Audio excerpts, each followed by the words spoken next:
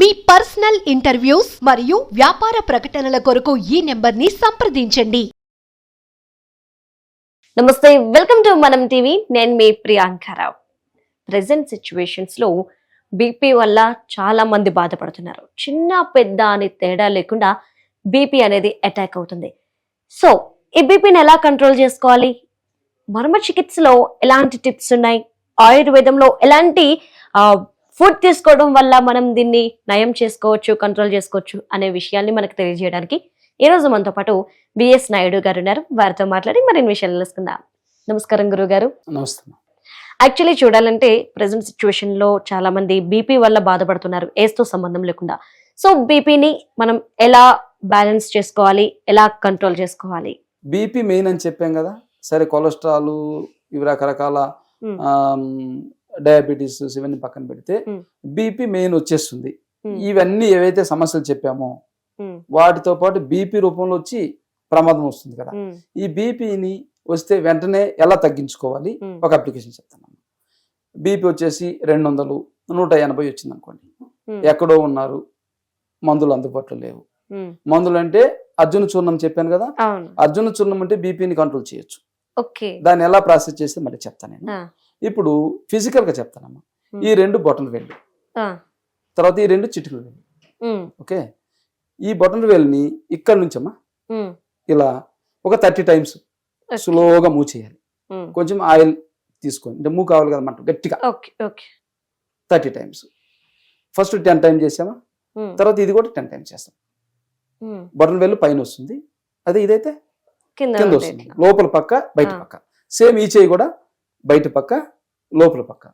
30 times చేస్తే మీ BP 200 ఉన్నా కానీ 120కి వస్తుంది.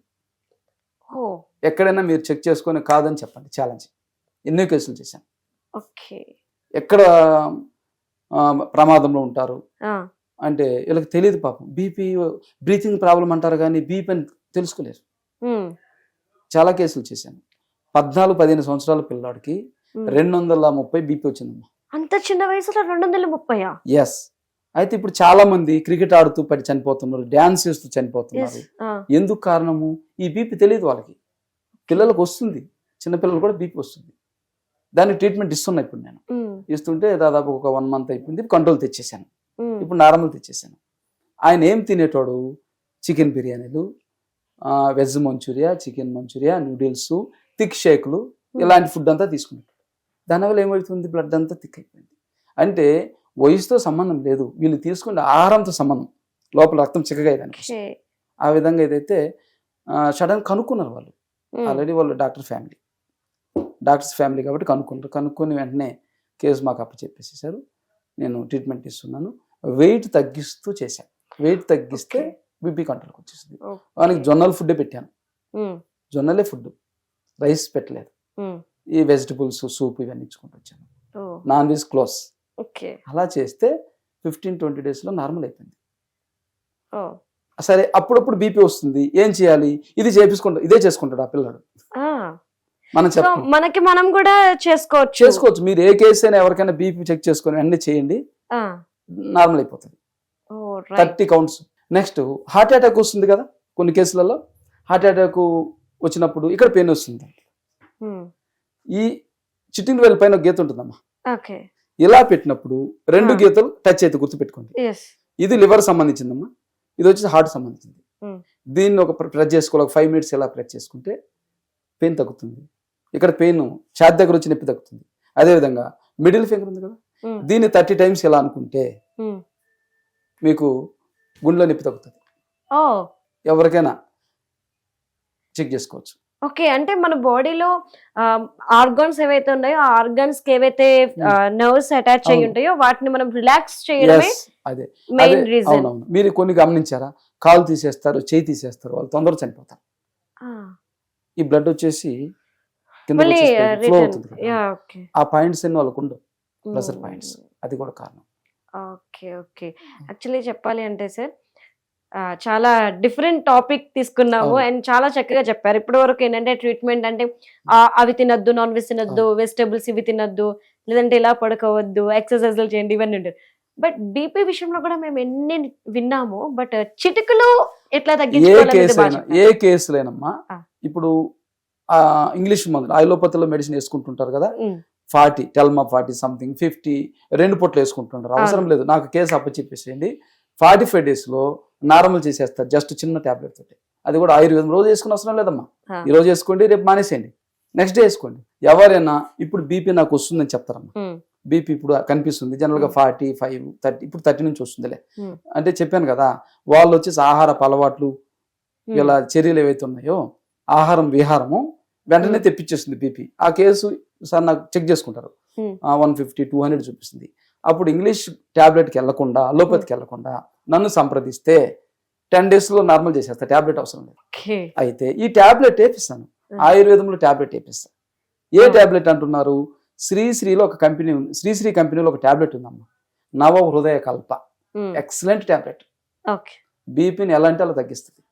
వాళ్ళకి అది ఇస్తూ అది స్కిప్ చేస్తూ ఉమ్, బీపీ నార్మల్ తీసుకొచ్చేస్తాను. ఓకే. అయితే మీకు చెప్పినటువంటి బీపీని వెంటనే తగ్గించుకునేటటువంటి ఏది చెప్పాను చూడండి, ఆ, ఫిజికల్ గా చెప్పాను కదా. ఆ మెడిసిన్ ఏం తీసుకోవాలి ఆయుర్వేదంలో? ఉమ్, అర్జున చూర్ణాన్ని పావు చెంచా పొడిని ఉమ్, తేనెలో పేస్ట్ లాగా చేసేసి కంటిన్యూగా కొంచెం తినిపిస్తూ ఉంటే ఉమ్, నార్మల్ అయిపోతుంది. ఇలా ఓకే. చేస్తూ దాదాపుగా మళ్ళీ బీపీ పెరగదు. ఓ, తర్వాత వాళ్ళు టాబ్లెట్లో వేసుకోవచ్చు. సో అంటే ఇంగ్లీష్ మెడిసిన్స్ అవసరం లేకుండా బీపీని ఎలా తగ్గించుకోవాలి అంటే, సో చేసుకోవచ్చు. బెస్ట్ ఎగ్జాంపుల్స్ అండ్ చాలా బాగా చెప్పారు. మనం ఎవరు తోడి లేకుండా అవును. కానీ ఎలాంటి టాబ్లెట్స్ ఎలాంటి మెడిసిన్స్ అవైలబుల్ లేకపోయినా చిటికలో మన బీపీని మనం ఎలా కంట్రోల్ చేసుకోవచ్చు అని.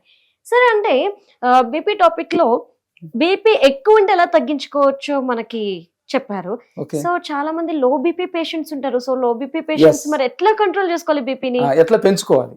ఎస్, అదే. Yes. అశ్వగంధ, Hmm. అశ్వగంధలో సిరప్ ఉంటుందమ్మా. ఉమ్, అంటే మేము పొడి తింటాము, అవన్నీ అందరూ అవైలబుల్ ఉండదు. ఆ, సిరప్ మంచి మంచి సిరప్లు ఉంటాయమ్మా. Hmm. అది రెగ్యులర్ తీసుకుంటే నార్మల్కి వచ్చేస్తుంది. ఓ, ఇంకొక విషయం తెలుసా, ఉమ్, ఎవరికైతే లో బీపీ ఉంటుందో ఉమ్, వాళ్ళ వాయిస్ డల్ ఉంటుంది, ఓకే. పెద్దగా రాదు. ఉమ్, వాళ్ళు ఏదైనా సమస్య వచ్చేస్తే ఎదుటి వాళ్ళను దూషించడము, వాళ్ళు ఏడ్చుకోవడం ఇచ్చేస్తారు, ఉమ్. వస్తువులు పడేయడం, పగలగొట్టేసడం. హై బీపీ అలానే ఇది కూడా అంతే, సేమ్ చూపిస్తుంది. సో అంటే ఆ ఫింగర్స్ ని అలానే నర్వ్స్ ని రిలాక్స్ చేస్తూ బీపీని కంట్రోల్ చేయొచ్చు. సో లో బీపీ వాళ్ళు వాళ్ళ బీపీని పెంచుకోవాలంటే మరి ఎట్లాంటి మర్మ చికిత్స ఉంది? దీంట్లో వచ్చేసి ఉమ్, హార్ట్ పాయింట్ ఇది ఒకటి చేసుకుంటే సరిపోతుంది. ఆ, ఇది హార్ట్ పాయింట్ చేసుకుంటూ ఉమ్. నెక్స్ట్ వచ్చేసి తీసుకోవాలి అశ్వగంధ ఉమ్, సిరప్ తీసుకోవాలి. 10 ml అశ్వగంధ సిరప్ని రెగ్యులర్ తీసుకుంటూ ఉంటే సరిపోతుంది. ఉమ్, అల్లం రసము తేనె తీసుకున్నా కానీ ఉమ్. వీళ్ళకు సపోర్ట్ చేస్తుంది. Okay, right. యాక్చువల్లీ చాలా చక్కటి విషయాలు చెప్పారు సార్. ఎందుకంటే మెడిసిన్స్ అవైలబుల్ ఉన్నా లేకపోయినా అవును. చిటికలో మన బాడీని మళ్ళీ మనం మన కంట్రోల్లోకి ఎలా తెచ్చుకోవాలి అనే విషయాలు చాలా చక్కగా చాలా క్లియర్గా చెప్పారు. Thank you so much. నమస్తే.